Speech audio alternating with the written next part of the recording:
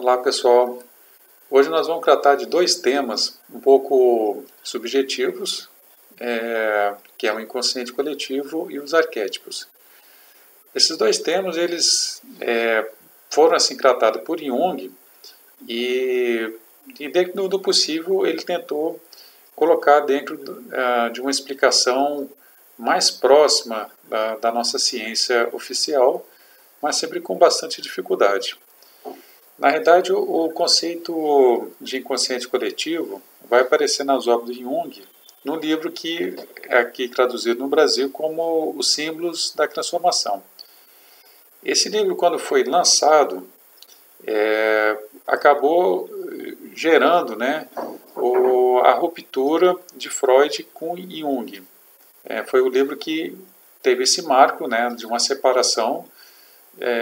Jung até então vinha junto com Freud, no trabalho com a psicanálise, já apresentava algumas discordâncias teóricas, mas no momento em que Jung lança o livro Símbolos da Transformação e deixa claro a ideia dele de inconsciente coletivo, Freud vai dizer que ali realmente não dava, realmente assim extrapolou muito os conceitos psicanalíticos de inconsciente e resolve então se afastar de Jung.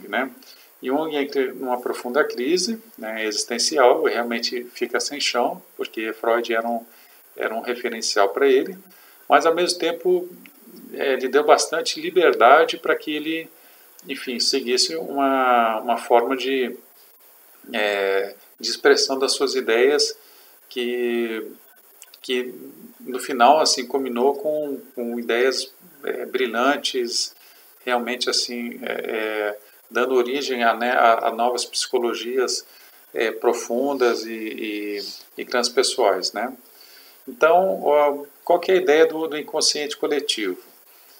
Nós vimos que o inconsciente pessoal é o conjunto de experiências, de ideias, de sentimentos que nós armazenamos ao longo de nossa existência. Por isso que é chamado inconsciente pessoal. Então, tudo aquilo que nós vivemos desde o nosso primeiro momento fica guardado dentro dessa dimensão psicológica que é o chamado inconsciente pessoal. Jung vai verificar que, além do inconsciente pessoal, nós vamos também ter uma outra dimensão psíquica que guarda todas as experiências que a humanidade já passou. Então, além do inconsciente pessoal, todos nós, humanos, guardamos todas as experiências desde o primeiro momento em que, vamos dizer assim, surgiu a humanidade.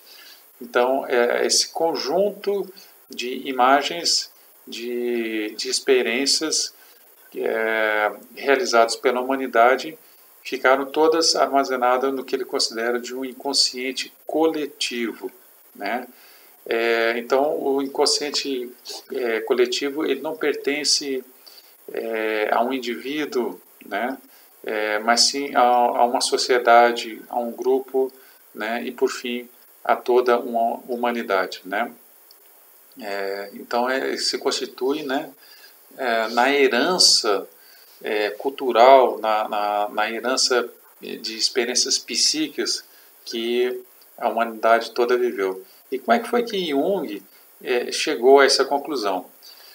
Através de observações em seus pacientes, através dos delírios, através das fantasias dos seus pacientes e também pela interpretação de sonhos dos mesmos. Então, sonhos ou delírios que tinham motivos mitológicos, Jung começou a se perguntar como é que pode uma pessoa que nunca entrou em contato com a mitologia babilônica ou a mitologia egípcia, ou mesmo com alguma das crenças de aborígenes, essa pessoa ela pode manifestar algo assim similar, ou mesmo ter sonhos relacionados com símbolos ou com motivos mitológicos de civilizações tão antigas. Então, à medida que Jung ia vendo e comparando através dos seus estudos, né, de mitologia, de simbologia e a interpretação de sonhos e a interpretações dessas alucinações ou delírios dos seus pacientes, ele começou a perceber que há uma dimensão nossa chamada, que ele denominou, né, como o inconsciente coletivo. Então, nesse livro, O Símbolo da Transformação, Jung faz todo um apanhado, né, para fundamentar o seu inconsciente coletivo, né, a ideia do inconsciente coletivo, né, é um livro muito extenso, e lá tem vários exemplos, né, lá inclusive ele analisa, né, uma narrativa de índios norte-americanos, né, fazendo comparações com outras culturas e com seus pacientes. É um livro muitíssimo interessante, né? E o que é interessante também é que Freud, no final da sua existência, acabou, né, por aceitar a ideia do inconsciente coletivo, né? Ele não deu esse nome, inconsciente coletivo, mas ele acabou verificando realmente que existe uma dimensão, ou que pode existir uma dimensão do homem que guardariam experiências arcaicas, né? Foi assim o nome que Freud colocou. E dentro do inconsciente coletivo, as imagens principais que aparecem, né, são os arquétipos. Então, quando nós estamos falando de mitos, nós estamos falando de motivos mitológicos, né, nós estamos falando dos arquétipos. E o que são os arquétipos? Os arquétipos são os padrões, são aquelas imagens formais, né, que vão fazer parte, né, do inconsciente coletivo e que vão estruturar a psique humana, né? Jung coloca como os fatores primordiais, né, como os padrões de comportamentos que estruturam a psique humana. Então, a palavra arquétipo vem de arqué, que quer dizer os princípios, né, os primórdios, aquilo que está na ponta, aquilo que, enfim, que são a origem de tudo, né? Inclusive, a palavra arqué ele vai trazer dentro de estudos, né, de antropologia, né, que Jung já também estudava, né? Então, os arquétipos, Jung começa a verificar que existe dentro da mitologia alguns motivos, algumas ideias que elas são comuns em praticamente todos os mitos, né? Por exemplo, o arquétipo da grande mãe, né? Vamos colocar isso como um primeiro exemplo. Nós verificamos que em praticamente todas as culturas, né, em todas as mitologias ou em religiões, existe a figura de uma grande mãe, né? Existe uma deusa, né, mãe. Então, independente de ser uma cultura maia, egípcia, hindu ou chinesa, sempre vai existir um arquétipo da grande mãe, né? Então, não por acaso que quando se fala de mãe, né, realmente o sentimento que todos nós temos, ele é bastante comum, né? Veja como o Dia das Mães é um dia tão especial do ano. Não é apenas uma questão cultural ou, vamos dizer assim, construída, né, pela sociedade, né? A ideia de uma grande mãe, a ideia do princípio feminino é um arquétipo que gera fortes emoções, fortes sentimentos, né, em nossa psique, né? Além do arquétipo da grande mãe, podemos falar também do arquétipo do herói, ou seja, daquele salvador, daquele que vem, né, para estruturar o mundo, né, para trazer a ordem, para trazer também o conhecimento, para trazer a luz, né, a uma sociedade. Então, a ideia do herói, aquele que se supera a si mesmo, está presente em todas as culturas, né, em todos os mitos, e mesmo que hoje a sociedade nossa não tenha um herói, né, como um Hércules, por exemplo, mas inconscientemente nós projetamos também heróis, né, salvadores da pátria. Muitas vezes hoje na política, às vezes as pessoas estão procurando heróis, alguém que vão vir aqui para resolver, né, a situação do país, né? O arquétipo da ânima e do ânimos também é colocado dentro do arquétipo da persona, ou seja, do feminino, né, da ânima, da alma, né, e do masculino, os papéis masculinos e femininos também são arquétipos. O arquétipo da sombra, veja que sempre quando tem o Deus, né, vai ter o seu contraponto, né, ou seja, o diabo só existe porque existe Deus. Em todas as culturas, nós vamos ter aquele que é o Deus, né? E nós vamos também ter aquele que vai jogar contra, que vai ser a sua sombra, né? Que vai ser o diabo.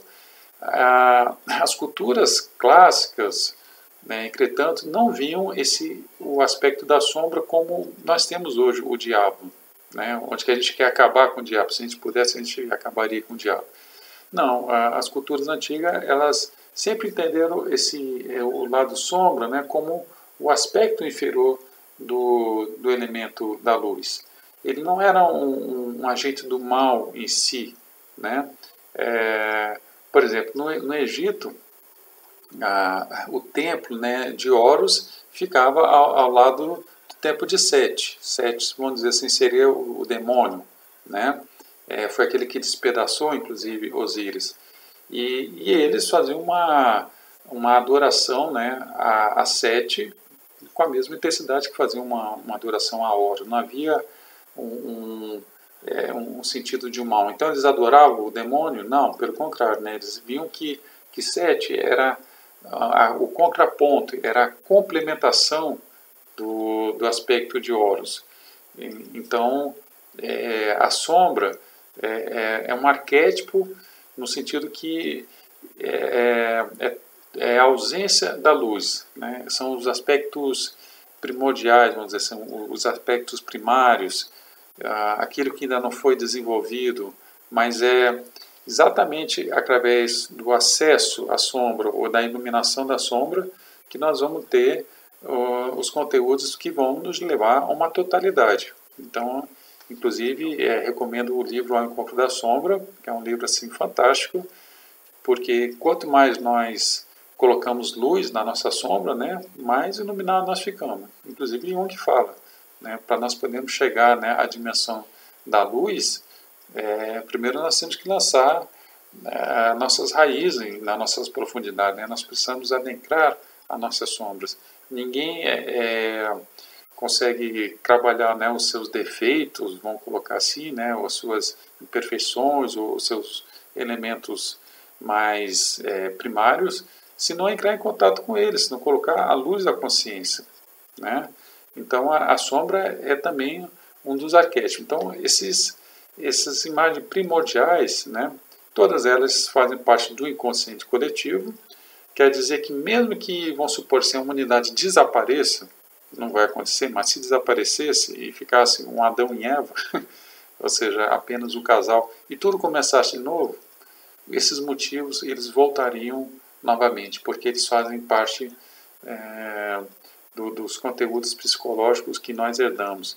Então Jung faz uma comparação muito interessante com relação aos arquétipos, onde que ele vai colocar os instintos como se fosse um infravermelho, né, como leis, e os arquétipos como um ultravioleta, também como leis.